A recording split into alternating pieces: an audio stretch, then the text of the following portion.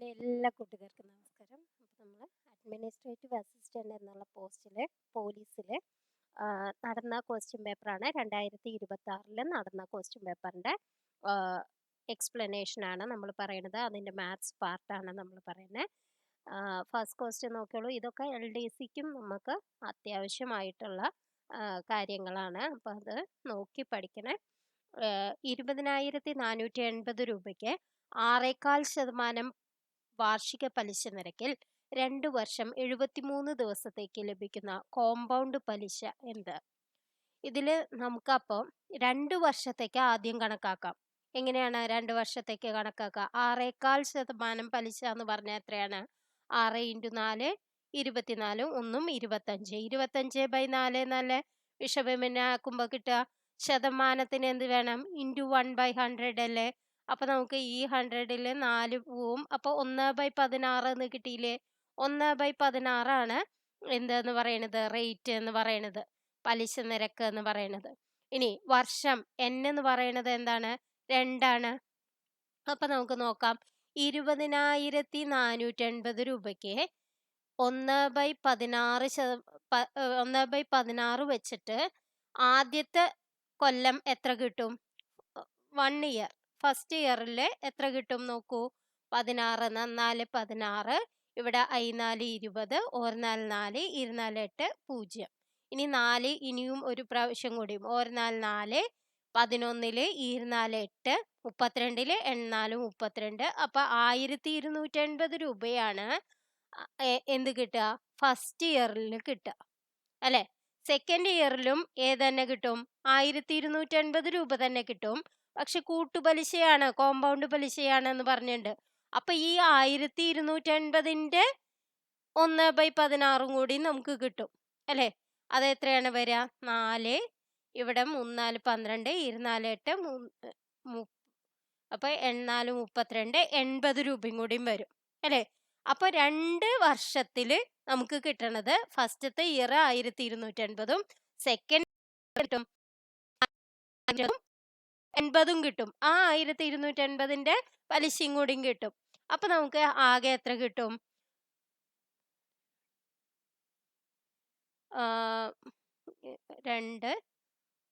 2640 ആണോ?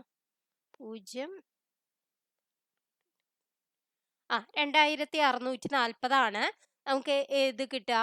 2 വർഷം കഴിഞ്ഞ 2 വർഷത്തേക്ക് കിട്ടുക. പിന്നെ ഒരു 73 ദിവസം പറയുന്നുണ്ട് അല്ലെ? ആ 73 ദിവസം എന്ന് പറയുന്നത് 365 എത്രയാണ്? 73/365 എന്ന് പറഞ്ഞാൽ എത്രയാണ് വരിക നോക്കൂ. 73 5 നോക്കി നോക്കൂ. 3 5 15, ബാക്കി 1 7 5 35, 1 36. ശരിയാണ്. 1/5 അല്ലേ ആവുക? 1/5 ആണ് ആവുക. അപ്പൊ ആ 73 ദിവസത്തെ നമ്മൾ 2 ഇയറിനും കൂടി എന്ത് സിമ്പിൾ ഇൻട്രസ്റ്റ് ആണ് കണ്ടത്. അപ്പൊ എത്രയുണ്ട്? അതായത് 20ഉം പിന്നെ എത്ര കിട്ടിയിട്ടുണ്ടാവും? 20,480ഉം ഈ 2,640ഉം 4 12, 1 6 5 11, 23,120 ആകെ നമുക്ക് ഉണ്ടാവണത്. അപ്പൊ ആ 23,120ന്റെ 1/5 വെച്ചിട്ടുള്ള പലിശയും കൂടി നമുക്ക് കണക്കാക്കണം. 1/5 എന്ന് പറയുന്നത് എന്തുകൊണ്ടാണ് 73/165 വരണത്? 1/5 വെച്ചിട്ട് എത്ര പലിശ നിരക്ക് എത്രയാണ്? 1/16 എന്നുള്ളത്. അപ്പൊ 5 ഇതിൽ എത്ര പ്രാവശ്യം പോകും നോക്കൂ.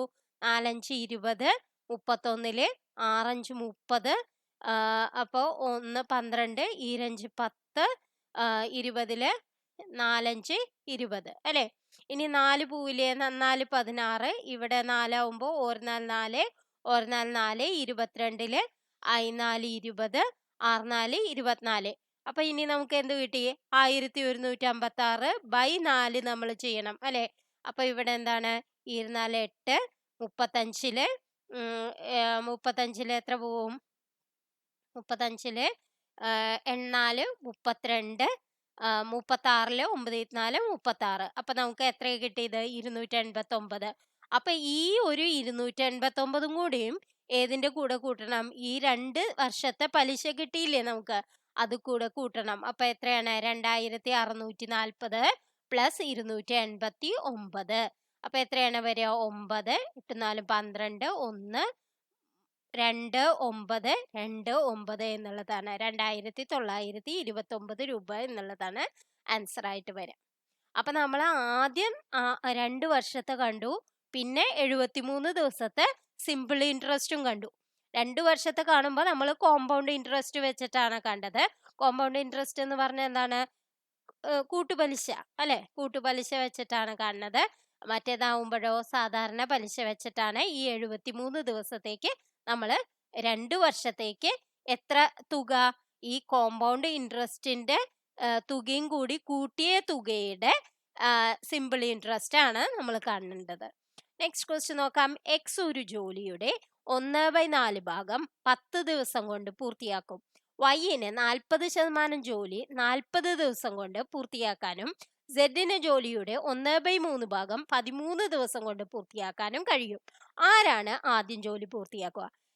1/4 ഭാഗം 10 ദിവസം കൊണ്ട് എന്ന് പറഞ്ഞാൽ ആകെ ജോലി തീർക്കാൻ വേണ്ടി എത്ര ദിവസം വേണ്ടി വരും? 10 × 4 അല്ലേ വേണ്ടി വരിക, അതായത് 40 ദിവസം അല്ലേ വേണ്ടി വരിക.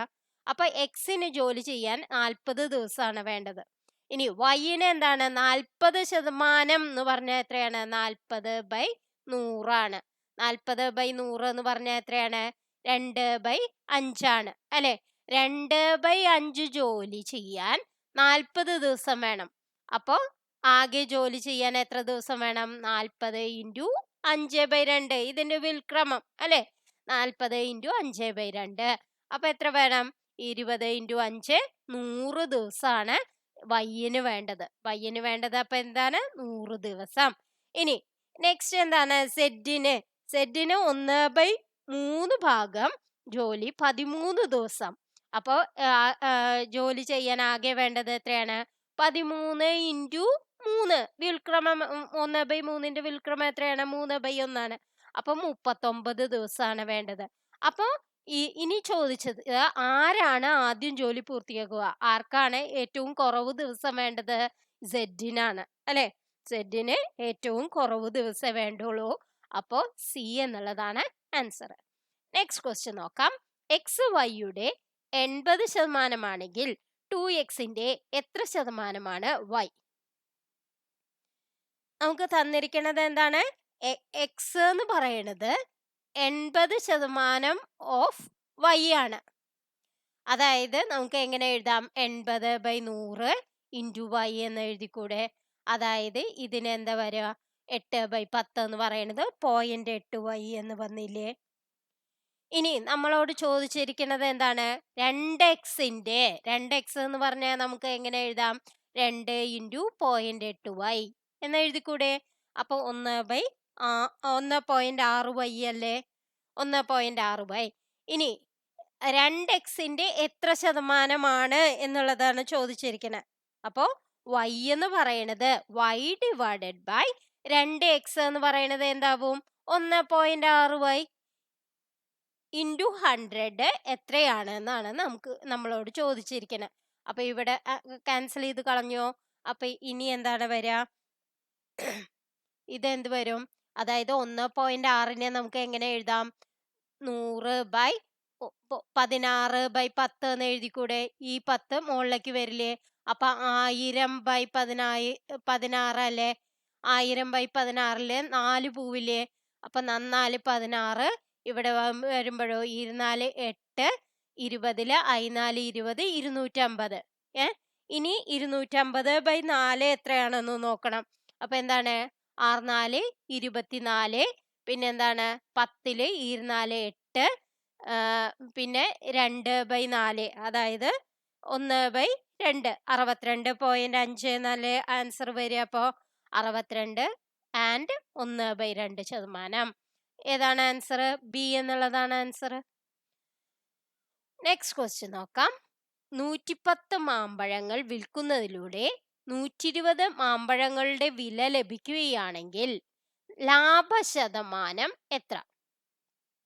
അവരെന്താ പറഞ്ഞേക്കണേ? 110 മാമ്പഴം വിൽക്കുക. അപ്പോ 120 മാമ്പഴങ്ങളുടെ വില ലഭിക്കുക. അപ്പൊ എത്രയാണ് ഡിഫറൻസ് വരണത്? 10 മാങ്ങയുടെയാണ് ഡിഫറൻസ് വരണത്. അത് എത്രയില്?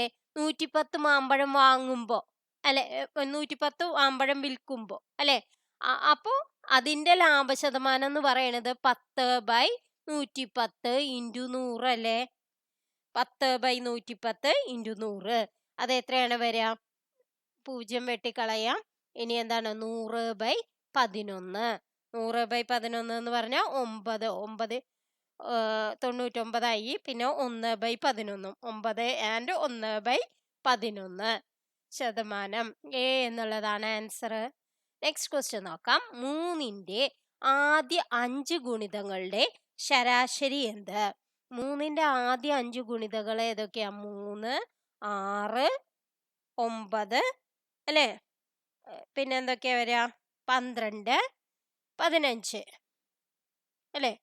ഇനി ഇതിനൊരു പ്രത്യേകതയുണ്ട്. എന്താന്ന് വിചാരിച്ച 15, 3, 18 വെച്ചെങ്കിൽ ഇത് 12, 6, 18 പിന്നെ 9 ഉണ്ട് അല്ലേ. 8, 8, 16, 16, 9, 25, 2, 45. ഇനി അതിന്റെ ശരാശരി എന്ന് പറഞ്ഞാൽ 5 ഗുണിതങ്ങളല്ലേ. അപ്പൊ 45/5 എന്നല്ലേ വരിക. അത് എത്രയാണ്? 9. അപ്പൊ ഏതാണ് ആൻസർ? ബി എന്നുള്ളതാണ് ആൻസർ. നമ്മൾ എന്താ ചെയ്ത? ആ ഗുണിതങ്ങൾ എഴുതി അതിനെ കൂട്ടി അത് ഡിവൈഡഡ് ബൈ എത്ര എണ്ണം ഉണ്ടോ അതുകൊണ്ട് ഡിവൈഡ് ചെയ്തു. അപ്പോഴാണ് നമുക്ക് ശരാശരി കിട്ടുക. നെക്സ്റ്റ് ക്വസ്റ്റ്യൻ നോക്കൂ. 3, 24. 5 ഏതാണെന്ന്?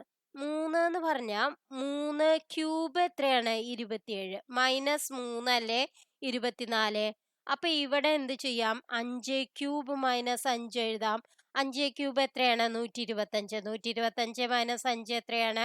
120. അപ്പൊ ഏതാണ് ആൻസർ? എ എന്നുള്ളതാണ് ആൻസർ. നെക്സ്റ്റ് ക്വസ്റ്റ്യൻ നോക്കാം. നൂറ്റാണ്ടിന്റെ അവസാന ദിവസം ആകാൻ കഴിയാത്തത് ഏതാണെന്ന്. അതായത് നമുക്ക് അറിയോന്ന് അറിയില്ല നിങ്ങൾക്ക്. കാരണം ഗ്രിഗറിയൻ കലണ്ടറിലെ നമുക്ക് എന്താ ഏതൊക്കെ ആവാൻ പറ്റില്ല? ട്യൂസ്ഡേ ആവാൻ പറ്റില്ല. ട്യൂസ്ഡേ, തേഴ്സ്ഡേ, സാറ്റർഡേ ഇതൊന്നും ലാസ്റ്റത്തെ ദിവസമാവാൻ പറ്റില്ല. അപ്പൊ ഇതില് ഏതാണ് ഇവിടെ വന്നിരിക്കണേ?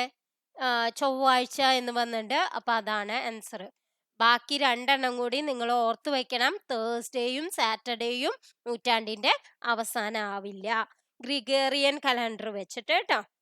നെക്സ്റ്റ്, ഒരു ക്ലോക്ക് 11:25 കാണിക്കുന്നുവെങ്കിൽ അതിന്റെ കണ്ണാടി പ്രതിബിംബം എന്തായിരിക്കും? ഇങ്ങനെ കണ്ണാടി പ്രതിബിംബം എന്ന് പറഞ്ഞാൽ 11-നേക്കാട്ടും 12-നേക്കാ അതായത് 12-നേക്കാട്ടും കൂടുതലാണ് വെച്ചെങ്കിൽ 23:60 മൈനസ് ചെയ്യണം. അല്ല 12 വരെയുള്ളതാണ് വെച്ചെങ്കിൽ നമ്മൾ എന്ത് ചെയ്യണം? 11:60 മൈനസ് ചെയ്താൽ മതി. 11:60 എന്ന് പറഞ്ഞാൽ 12 മൈനസ് ചെയ്താൽ മതി. അപ്പൊ എന്താണ്? 11:60 മൈനസ് 11:25. അപ്പൊ എത്ര വരും? 5, 3, 35. അതായത് 12:35 എന്നുള്ളതാണ് കാണിക്കുക. നമ്മൾ എന്താ ചെയ്തേ? 12 മണിന്ന് അതായത് 11:60 നമ്മൾ 11:25 മൈനസ് ചെയ്ത് കിട്ടണതാണ് നമ്മൾ എഴുതേണ്ടത്. അപ്പൊ നമുക്ക് 35 എന്ന് മാത്രമായിട്ട് കിട്ടും. അപ്പൊ 35 എന്ന് പറയുന്നത് 12 അവറിൽ നമുക്ക് എങ്ങനെ എഴുതാം? 12:35 എന്ന് എഴുതാം. അപ്പൊ ഏതാണ് ആൻസർ? എ എന്നുള്ളതാണ് ആൻസർ. നെക്സ്റ്റ് ക്വസ്റ്റ്യൻ നോക്കാം.